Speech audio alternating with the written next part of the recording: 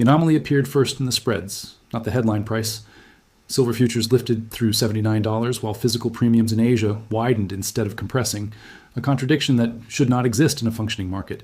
At the same time, a brief exchange pause passed almost unnoticed, categorized as routine, logged as technical, and forgotten by anyone not watching settlement behavior minute by minute. Screens showed continuity. The system underneath showed strain. This is how fractures surface now, quietly, inside mechanisms most people assume are automatic. What is happening is not a rally in the conventional sense. It is a divergence. Paper silver is moving faster than physical silver can be sourced, delivered, or replaced.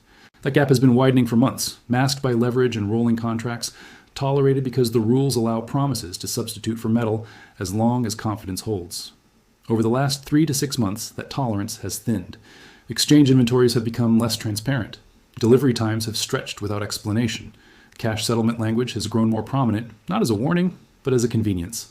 These are not isolated adjustments. They are coordinated responses to pressure that no longer dissipates on its own. The abnormality lies in who is absorbing supply and who is left holding claims. Chinese licensing approvals for precious metals imports expanded recently without ceremony. No grand announcement, no ideological framing. Licenses are administrative instruments, but administration is where power moves when headlines are no longer useful. Physical silver began flowing east under long-term arrangements that do not rely on Western exchanges for validation. The metal is not being traded for price exposure, it is being accumulated for control over settlement. Once metal leaves the exchange-centric system, it does not cycle back. It exits the pool that paper markets depend on to appear solvent. Paper silver, by contrast, continues to multiply. Contracts reference contracts. Exposure is netted, rehypothecated, and rolled forward. This structure only functions when delivery is theoretical. The moment delivery becomes relevant, the math changes. The recent price move toward 79 did not trigger celebration inside institutions. It triggered recalculation. Margin requirements adjusted. Volatility controls tightened.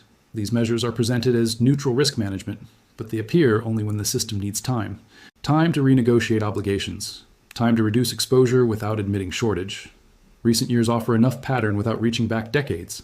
In 2022, commodity markets across energy and metals showed what happens when physical constraints collide with financial structures. Price caps, emergency releases, and rule changes followed, not to restore markets, but to keep them operating under new assumptions. In 2023 and 2024, banking stress revealed how quickly access can be restricted without accounts being closed. Liquidity was preserved by limiting movement, not by increasing trust. Silver now sits at the intersection of these two experiences. It is both a commodity with physical limits and a financial instrument overloaded with claims.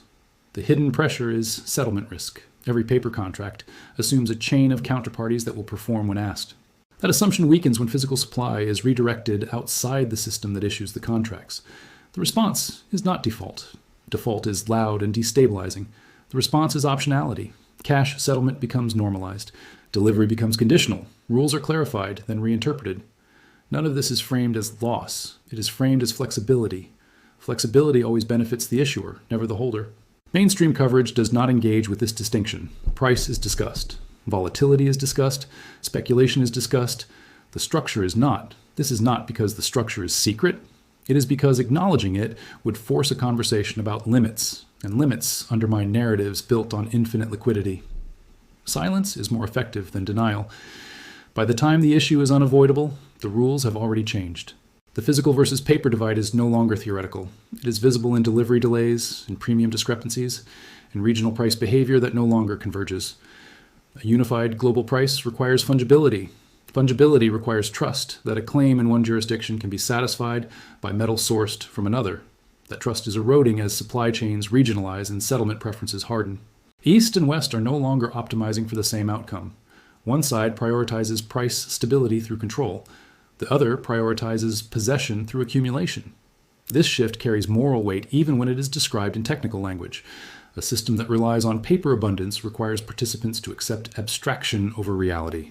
When that acceptance fails, control replaces choice. Access replaces ownership. You're allowed to participate as long as participation does not threaten the system's continuity. This is not a policy debate. It is an operational fact, already embedded in how exchanges respond to stress. The $79 print matters because it sits at the edge of credibility for paper silver. Above it, hedging becomes expensive. Below it, suppression requires increasing intervention. The move through it signals that the old balance no longer holds. It does not signal an end yet. It signals a transition.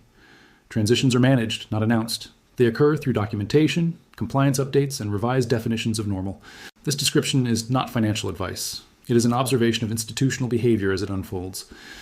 What makes this moment distinct is timing. The last 3 years have already consumed the tools once used to restore confidence. Balance sheets are expanded, rates have been weaponized in both directions, regulatory authority has been exercised and normalized. There is no untouched lever left to pull without visible consequence.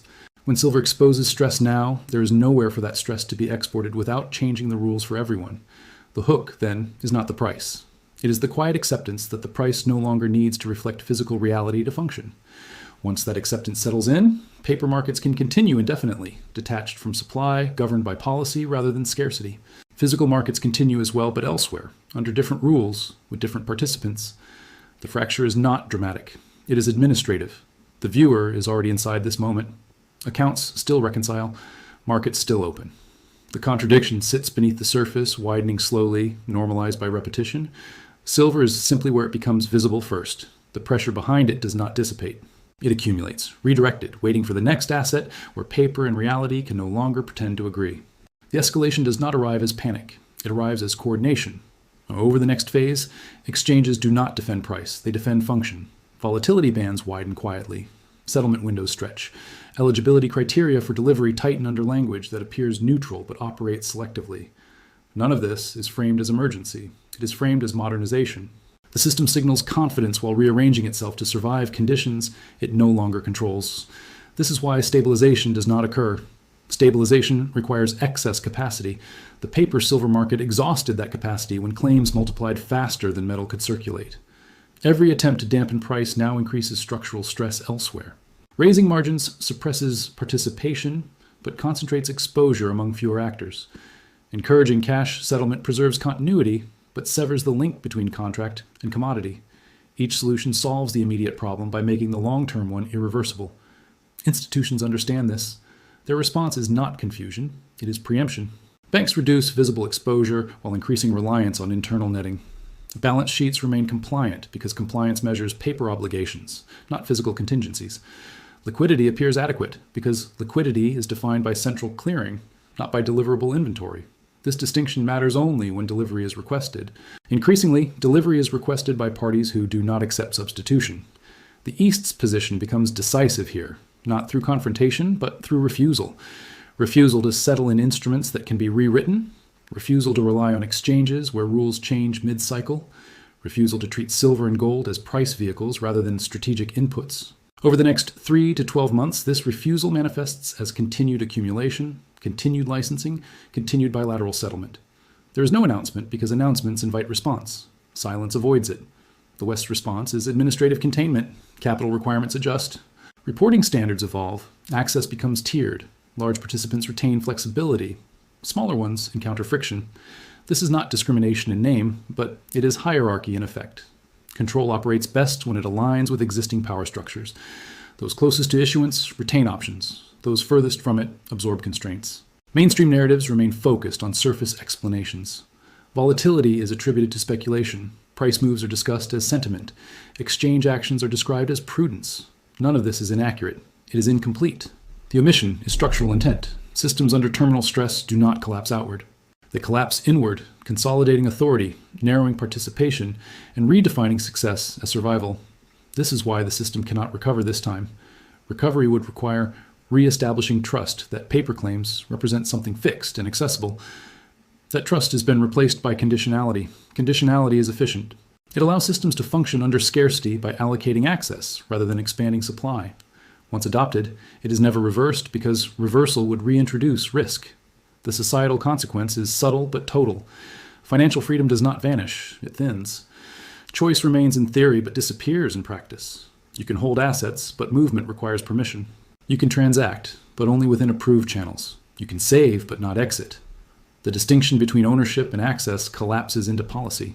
This is not imposed violently. It is accepted gradually because each step appears reasonable in isolation. Silver's trajectory toward 3 digits accelerates this conditioning. At higher prices, the paper market's function shifts from discovery to deterrence. Price becomes a gate, discouraging participation while legitimizing restrictions. Those inside the system interpret this as maturity. Those outside experience it as exclusion. Both interpretations serve the same outcome. Gold follows the same path more slowly, more deliberately, watched more closely. Energy and food already operate under similar dynamics. Silver simply exposes the mechanism with unusual clarity because its market is small enough to stress and large enough to matter. When the precedent sets here, it does not need to be argued elsewhere. It is copied. For the individual, the experience crystallizes without announcement. Transfers take longer. Explanations become procedural. Appeals reference policy. Nothing is confiscated. Nothing is denied outright. Access is rationed by design. You remain a participant, but only within boundaries you did not choose and cannot negotiate. This is how compliance replaces consent. The unresolved ending is not dramatic. Markets open tomorrow. Prices update. Analysts debate. Institutions adapt. The fracture remains, widening beneath the surface, normalized by repetition. Paper silver continues to trade. Physical silver continues to move elsewhere. Both coexist, but they no longer describe the same reality. There is no final bell, no reset, no restoration of symmetry between claim and commodity.